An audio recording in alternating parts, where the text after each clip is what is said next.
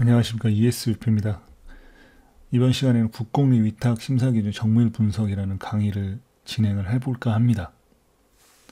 그동안 관련된 강의를 많이 진행을 했는데 아직도 이거에 대해서 제대로 이해를 하지 못하는 분들도 있고, 또는 공고 자체가 문제점이 굉장히 많은데도 불구하고 그 문제점을 제대로 파악하지 못하는 분들이 있어서 그런 것들에 대해서 정확하게 정보를 제공을 하고, 정확한 정보를 통해서 제대로 된 서류를 만들고 그거에 따른 정확한 평가를 받으시라고 재능 기부 차원에서 강좌를 준비를 했습니다. 자, 저희는 ESUP라는 유튜브를 운영을 하고 있고요. 그리고 ESUP라는 블로그를 운영을 하고 있습니다. 유튜브를 통해서 들으시는 분들은 구독, 좋아요 클릭을 해주시면 좋을 것 같고요. 블로그를 통해서 들으시는 분들은 이웃 추가 또는 공감을 클릭해 주시면 좋을 것 같습니다. 원탑이라고 국공립 및 관리동 관련된 전문 카페를 운영을 하고 있습니다. 개설한 지는 1년 정도 됐고요. 이거는 정말 이쪽 관련된 정보만 유통을 하고 있기 때문에 국공립 원장이나 또는 관리동 어린이집을 운영을 하고자 하시는 분들은 가입하시면 도움이 된다라는 말씀을 드리면서 본론으로 들어가도록 하겠습니다. 자, 카페 주소는 이렇게 됩니다. 참고하셨다가 가입하시면 됩니다. 자, 심사를 받으려면은 일단 심사 환경이 어떻게 되는지를 먼저 알아야 되잖아요. 그런 관점에서 심사 환경을 먼저 분석을 하도록 하겠습니다. 자, 심사위원들이 심사를 할 때 과연 심사 전에 고시한 그 공고문을 정확하게 확인을 하고 공고문을 기반으로 한 어떤 평가를 할 건지, 자, 이런 관점에서 일단 이야기를 좀 해볼 건데, 왜 이런 이야기를 하느냐, 대부분 원장 지원자분들이 그 공고문에 명시되어 있는 내용들에 굉장히 민감하게 반영을 합니다. 근데 예를 들어서 그런 내용들이 타당성이 있거나 정확한 내용을 기반으로 해서 공시를 했다면은 그것을 그대로 반영을 해서 어떤 위탁 서류를 준비하는 게 맞는데, 엉뚱한 부분들 또는 이건 아닌데 하는 부분들을 그대로 따르려고 하시는 분들이 있어서 다소 이제 이런 부분에 대해서 문제가 있어서 제가 그 관점에서 이야기를 좀 해보려고 하는 겁니다.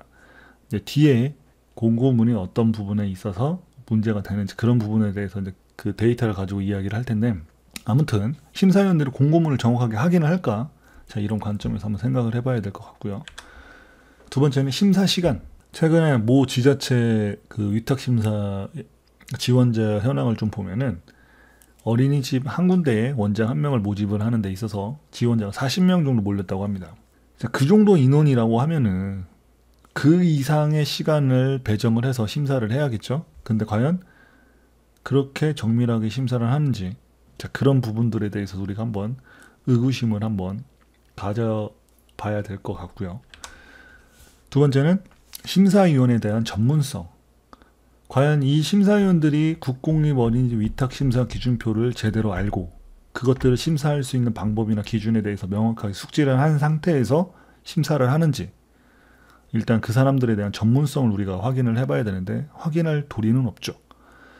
또한 여기에서 조금 문제가 되는 게 뭐냐면은 국공립 어린이 원장님들이 심사에 참여를 한다고 합니다.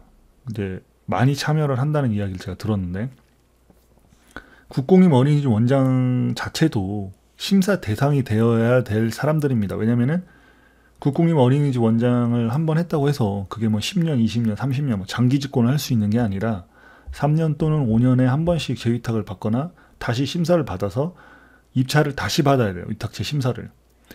근데 그런 심사 대상자들이 심사를 하러 다니면서 다른 원장들에 대한 어떤 정보라든지 각종 자료들을 수집할 수 있는 그런 기회가 되는 거잖아요.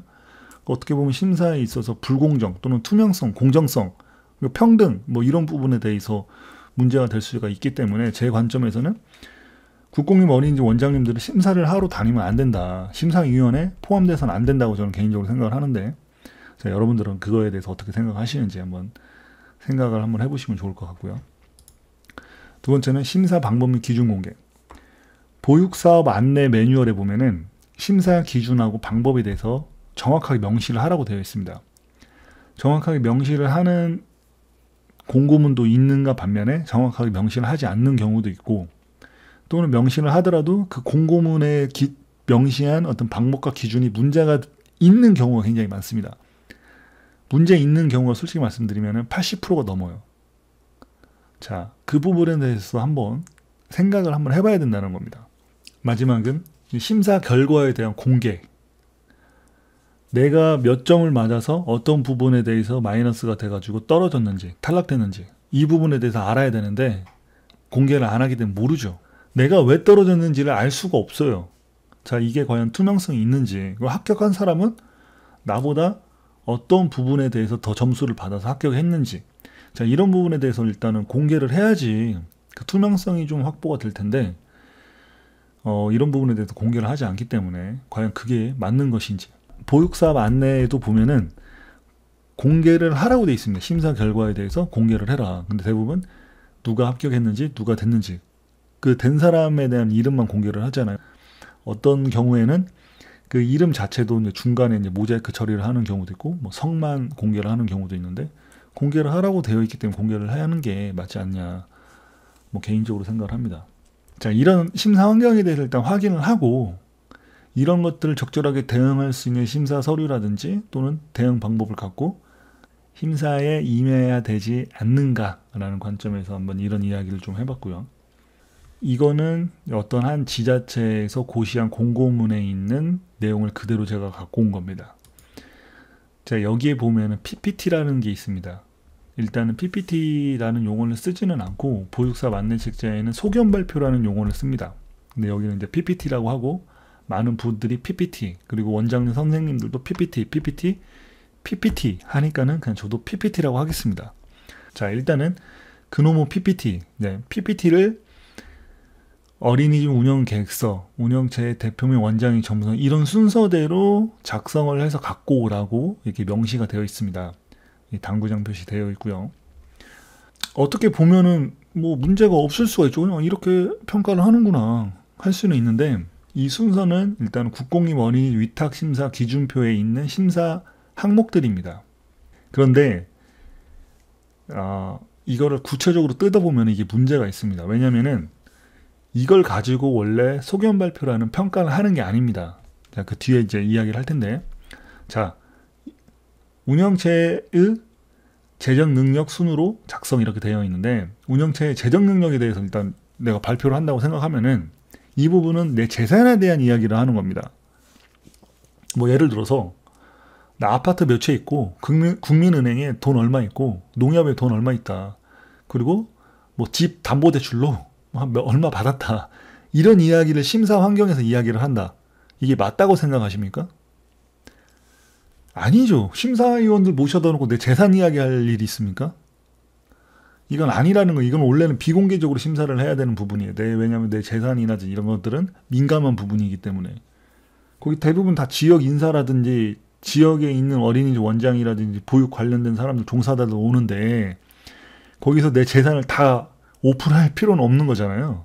그러니까 이런 것들은 원래 이제 서류 심사에서도 굉장히 조심하게 또는 보안이 갖춰진 상태에서 이제 심사를 하는 게 이제 맞는 건데 그걸 뭐 발표 현장에서 발표를 한다?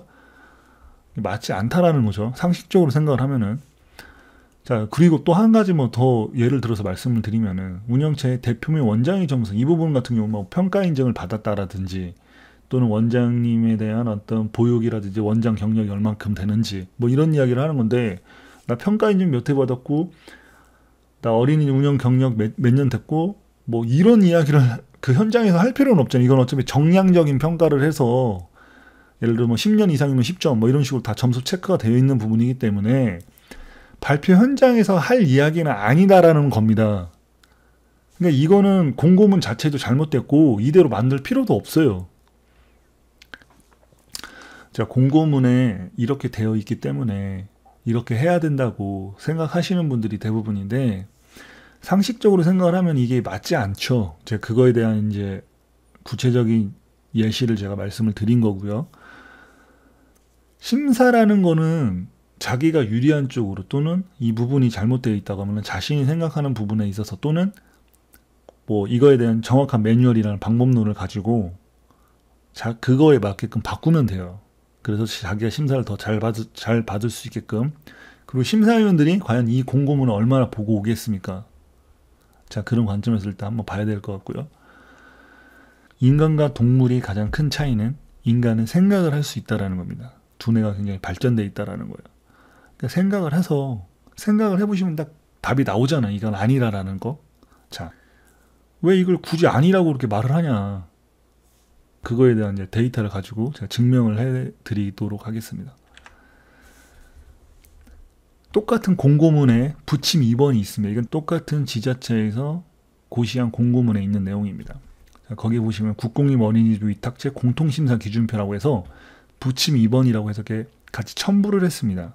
여기에 이제 이 부분에 대한 내용을 보시면은 소견 발표로 운영 능력에 대한 종합평가를 하겠다. 그래서 보육사업에 대한 열의및 태도, 운영 의지, 향후 발전 계획에 대한 내용을 기반으로 해서 그놈의 PPT, 여러분들이 좋아하시는 PPT를 이렇게 평가를 하겠다고 해서 평가 기준을 제시를 합니다.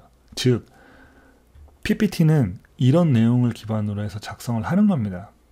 배점까지도 다 명시가 되어 있기 때문에 이걸로 하는 게 맞습니다. 아까 말한 것처럼 발표 현장에서 이런 이야기를 하는 건 아닙니다. 자, 이걸 정확하게 파악을 해서 준비를 하시면 좋을 것 같습니다. 서류 심사에 관련된 위탁 심사 기준표를 가지고 이야기를 좀 해볼 겁니다. 이것도 시립 어린이집 위탁제 심사 기준표라고 해서 공고문에 있는 심사 기준표를 그대로 갖고 온 겁니다. 근데 앞에와 비슷하죠? 유사하죠? 근데 단지 이런 부분이 좀 다른 거. 왜냐하면 이거는 보육사업 안내, 여기 보시면은 보육사업 안내에 있는 내용을 그대로 갖고 왔기 때문에 이렇게 되는 겁니다. 이거에 따라서 이제 서류를 이렇게 평가를 하겠다고 해서 이렇게 서류를 제출을 하라고 합니다. 그리고 이런 순번대로 제본을 하라고 되어 있죠. 그래서 뭐 1번부터 17번까지 순번까지도 다 명시가 되어 있습니다.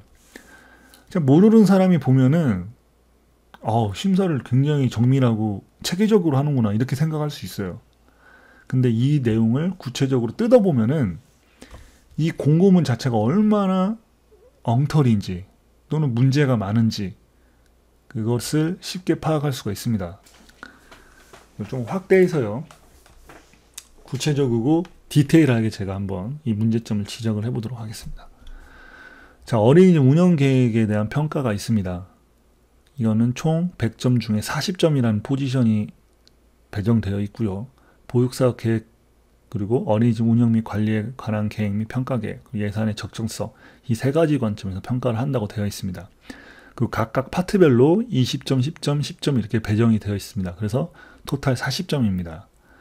그리고 이거에 대한 평가 세부 기준은 정성평가. 정성평가라는 거는 심사위원이 그냥 알아서 평가를 하는 겁니다. 내가 20점 주고 싶으면 20점, 16점 주고 싶으면 16점, 12점 주고 싶으면 12점 그냥 알아서 평가를 하는 겁니다. 정량적인 평가는 수치적으로 정확하게 이제 평가 기준에 대한 가이드라인이 이제 제시되어 있는 건데 이거 같은 경우는 그렇게 구체적으로 제시되어 있지는 않죠. 그래서 정성평가라고 합니다.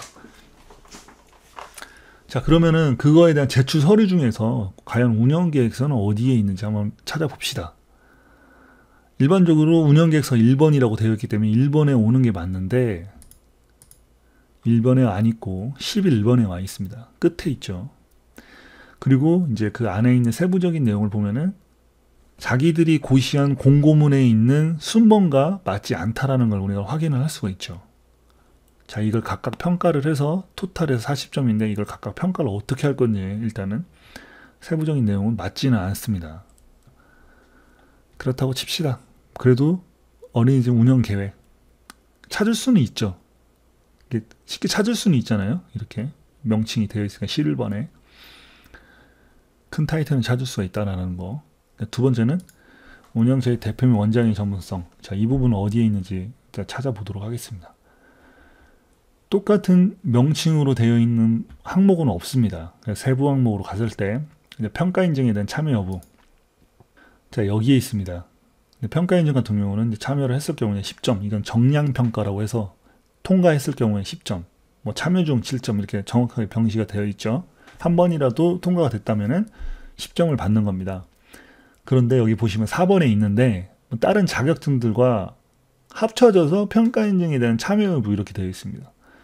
과연 심사위원이 이 서류를 찾을 때, 평가를 하기 위해서 이 서류를 찾을 때 이렇게 제본을 했다면은 이걸 과연 얼만큼 잘 찾을 수 있을지 그 관점에서 생각을 해봐야 됩니다. 심사위원도 사람이기 때문에 이렇게 해놓으면 이걸 찾을 수 있겠습니까?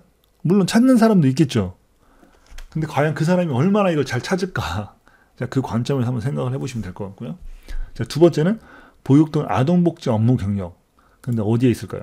보육 등 아동복지 업무 경력에 대한 내용인데 일단 명칭도 안 맞아요. 보육시설 종사자 경력증명서. 과연 심사위원이 이게 이거라고 생각을 하고 찾아가지고 평가를 할 것 같습니까? 자, 그 관점에서 한번 생각을 해보셔야 될 것 같고요. 자, 두 번째는 보육 관련 표창 또는 연구 실적, 공모사업 수상 실적, 이거에 관련된 자료, 이건 어디에 있을까? 그 다음에 있어야 되는 게 맞는데 끝에 있네요. 엉망진창이에요. 이거를 종합적으로 평가해서 25점이라는 점수를 내야 되는데 이게 끝에 있다면은 심사위원이 이걸 찾는 데에서 과연 이걸 찾을 수 있을까? 자, 그 관점을 일단 한번 생각을 해보셔야 될 것 같고요. 자, 운영체의 시설 운영 실적. 자, 이거와 똑같은 명칭은 찾을 수가 없습니다. 그래서 세부적으로 들어가서 운영체의 복지 및 보육 관련 사업 운영 실적, 이거에 대한 내용을 한번 찾아보도록 하겠습니다. 자, 여기에 있긴 있습니다. 그 복지 및 보육 관련 기획사의 기여도도 여기 있고요.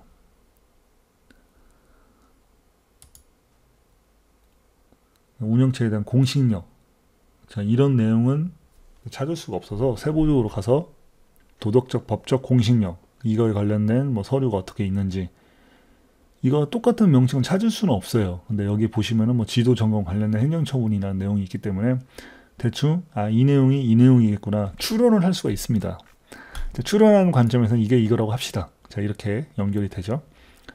마지막에는 운영체의 재정 능력, 이게 이제 마지막에 들어와야 될 부분인데 여기에 이제 큰 포지션을 차지하면서 두 군데 있습니다. 어떻게 보면 뭐 재산에 대해서 중요하게 평가를 한다고 보여질 정도로 많은 서류를 좀 제출을 해야 되고 단위 면적적으로 봤을 때는 굉장히 큰 면적을 차지하고 있죠.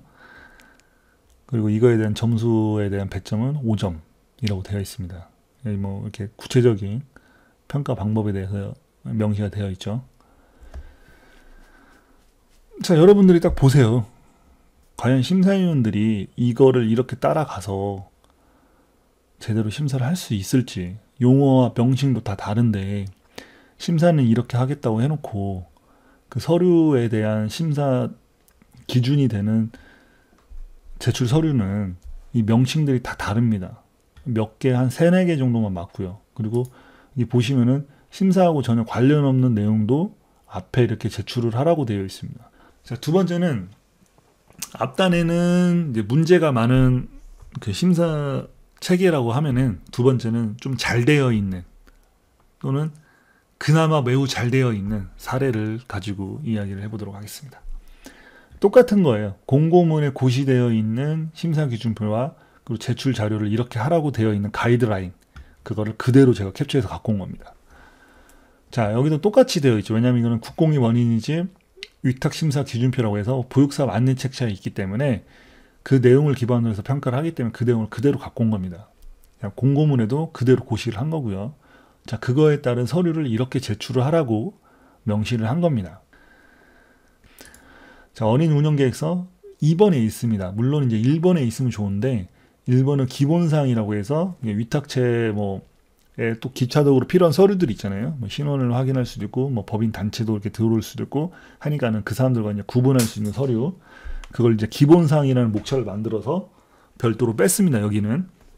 그래서 이제 운영계획서 2번으로 왔고요. 근데 명칭이나 용어는 똑같습니다. 단 이제 좀 아쉬운 게 여기는 이제 3단 체계로 되어 있기 때문에 이 3단 체계로 이렇게 되어 있으면 좋은데 그렇게 안 돼 있죠. 근데 이제 서식, 양식을 보면은 이 3단 체계로 되어 있습니다. 자, 그 관점에서 보시면 좋을 것 같고요. 자, 2번 항목은 이제 여기 이렇게 되어 있고요. 3번, 4번, 5번. 그러니까 이 순번대로 이렇게 딱딱딱딱 되어 있잖아요. 그러니까 심사위원들이 그냥 순번대로 따라가서 평가를 하면 됩니다. 그리고 그거에 대한 용어라든지 이런 것들이 다 통일되어 있기 때문에 심사를 하는 데 있어서 이 서류를 찾아서 심사하는데 매우 체계적으로 잘 돼 있다라는 거죠. 이게 어려운 게 아니잖아요. 당연히 심사 기준이 이렇게 되어 있고 이 서류에 대해서 이렇게 평가를 하겠다고 하면은 그 서류가 이 체계대로 되어 있는 게 맞는 겁니다. 기본적인 거예요. 근데 앞에는 그 기본적인 것도 안 돼 있고 막 뒤죽박죽이죠, 막 서류가. 그리고 여기 같은 경우는 딱 보시면 알겠지만 뭐 정성평가, 뭐 정량평가 어떻게 하겠다는 평가 기준에 대한 어떤 내용들도 또 약간 심도 깊게 들어가 있고요. 그리고 이제 기본사항과 공통사항이라고 해서 이게 카테고리를 따로 만들어서 이게 분류를 뺐습니다. 막 여기 안에 막 섞여 있는 게 아니라 심사 기준에 해당되는 내용들은 이렇게 딱 정리를 했고 그 외적으로 필요한 서류들은 이렇게 나눠서 뺐다라는 거죠. 더 좋게 뭐 했다고 하면은 이 번호도 이렇게 맞춰서 하고 기본사항을 뒤로 빼면 좋았을 텐데 뭐 아무튼 그나마 잘 돼 있다라는 거죠. 자, 어떤 게 맞는지 여러분들 생각해 보시면 알 거예요. 심사에 필요한 서류를 못 찾는다고 하면은 그 서류를 제대로 평가를 하겠습니까? 자, 그런 관점에서 좀 이야기를 해보려고 했고요. 자, 이번 시간은 여기까지만 하겠습니다. 다음에는 더 구체적인 설명을 하는 그런 시간을 가져보도록 하겠습니다. 자, 마지막으로 카페 소개 한번 더 하도록 하겠고요. 자, 이런 유익한 정보들이 많기 때문에 여러분들이 가입하시면 굉장히 도움이 많이 된다라는 말씀을 드리면서 마치도록 하겠습니다.